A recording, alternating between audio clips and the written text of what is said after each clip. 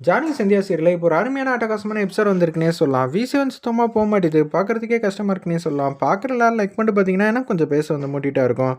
நம்ம ஜானகி அம்மா வந்து கூட்டிட்டு அப்படியே கோயிலுக்கு வந்து போறாங்க. நம்ம ரகுராம் கோயிலுக்கு போயிட்டு அப்படியே வந்து புது புடவையெல்லாம் எடுத்து குடுக்குறாங்க. ஜானகி இத கட்டிட்டு வாம்மா அப்படின்னு சொன்னோனே, அப்படியே கட்டிட்டு வந்து சாமி முன்னாடி நின்னு பூஜையெல்லாம் பண்ணிட்டு இருக்காங்க. அதே இடத்துக்கு வந்து புவனேஸ்வரி, மகாலிங்கம், பசுபதி 3 பேர் வந்து நிக்கிறாங்க. ஜானகி எப்படி இருந்தாலும் வந்து உள்ள போயிருப்பா.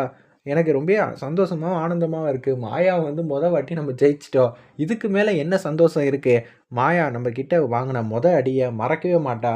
இதுல என்ன ஒரு விஷயம்னு பார்த்தீங்கன்னா, மாயா வந்து நம்ம தான் தோற்கடிச்சோன்னு கூட தெரியாம இருக்கும். அதெல்லாம் இல்ல. அவளுக்கு தெரியும் அப்படின்னு சொல்லிட்டு இருக்கிறப்ப, ரகுராமும் ஜானகியும் வந்து சாமி கும்பிட்டுட்டு, அவங்க முன்னாடி வந்து அப்படியே வந்து கடந்து போறாங்க.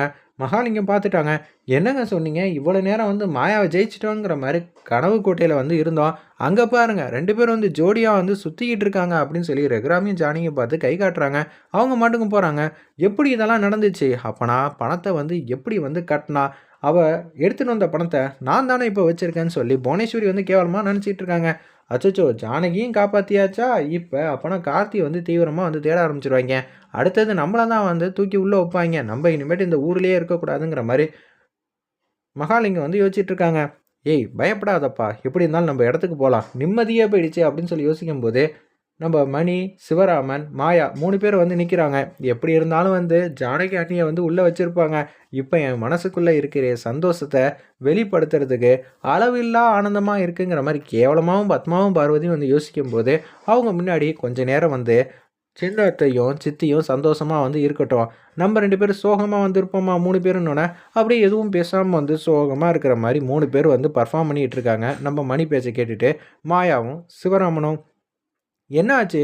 நீங்க சோகமா இருக்கிறத பார்த்தாலே தெரிஞ்சு போச்சுன்னு" சொல்லி, பத்மாவும், பார்வதியும் ரொம்பவே சந்தோஷமா இருக்காங்க.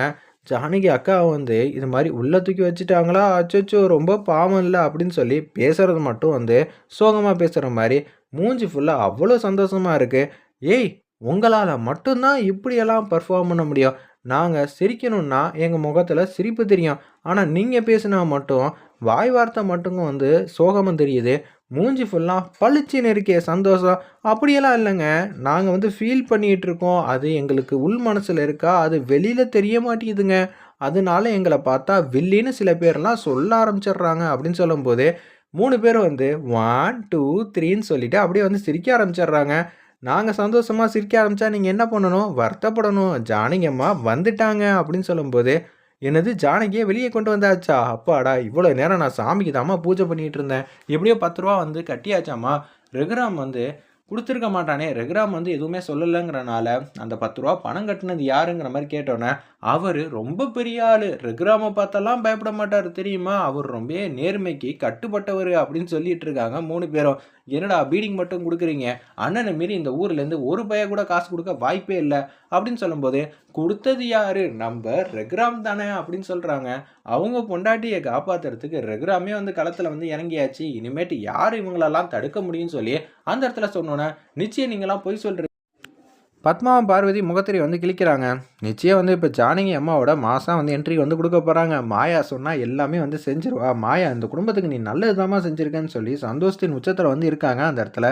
நம்ம மாயாவ பார்த்து, நம்ம பாட்டி, ரமணி பாட்டி, தனா வந்துடுறாங்க. அப்பாவுக்கு, அம்மாவுக்கு மனசுக்குள்ள வந்து அன்பு, பாசம், காதல் எல்லாமே இருக்கு. அப்பா வந்து எப்படி அம்மாவ விட்டு குடுப்பாங்க? வாய் வார்த்தையா கோவமா இருந்தாலும், ஆனா நிச்சயம் வந்து அம்மாவ காப்பாத்துவாங்க. நான் தான் அப்பா கிட்ட வந்து அம்மாவ காப்பாத்துங்கன்னு சொன்னேன். தனா, "அப்படியா தனா? சூப்பர் தனா" அப்படின்னு சொல்லி அந்த இடத்துல வந்து சூப்பரா வந்து பேசிட்டு இருக்காங்க.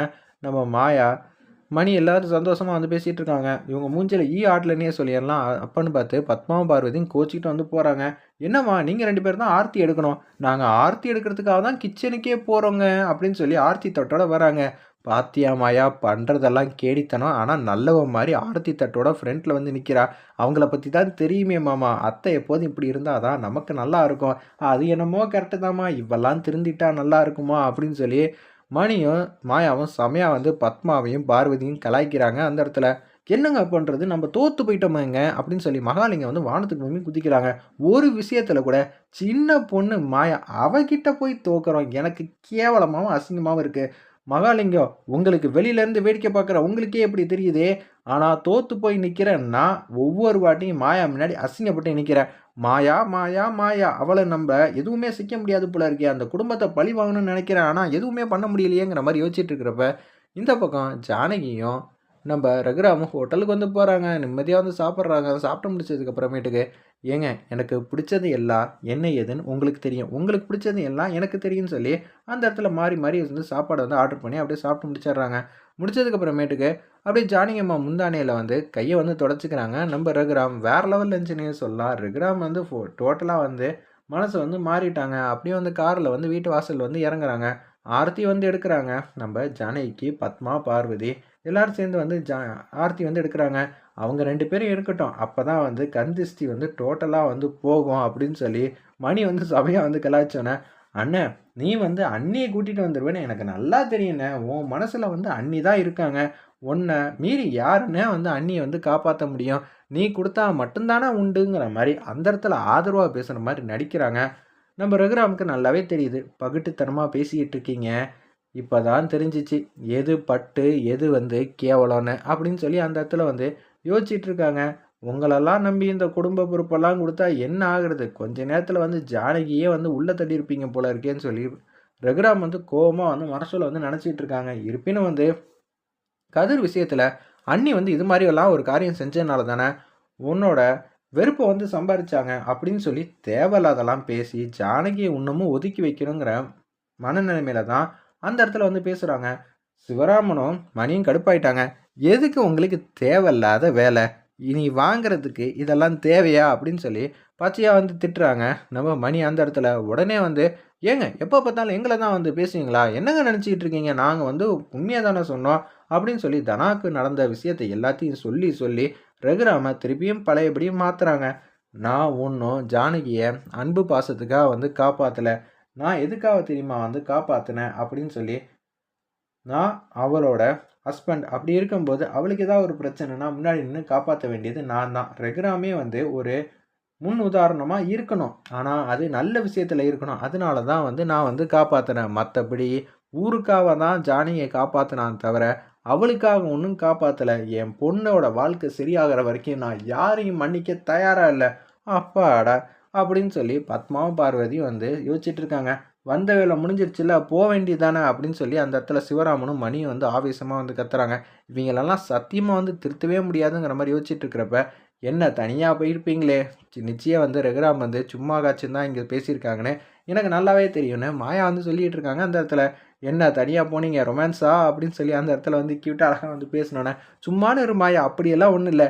இல்லையே நீங்கள் சிரிக்கிறீங்களே, அப்போனா ஏதோ ஒரு விஷயம் வந்து நடந்திருக்கு. போனப்போ வேறு கலர் புடவை, இப்போ ஒரு புது புடவை கட்டியிருக்கீங்க, என்ன ரகுராம் வாங்கி கொடுத்தாரா? மாயா வந்து ஜானகி வந்து க்யூட்டாக அழகாக வந்து கிண்டல் பண்ணுறாங்க.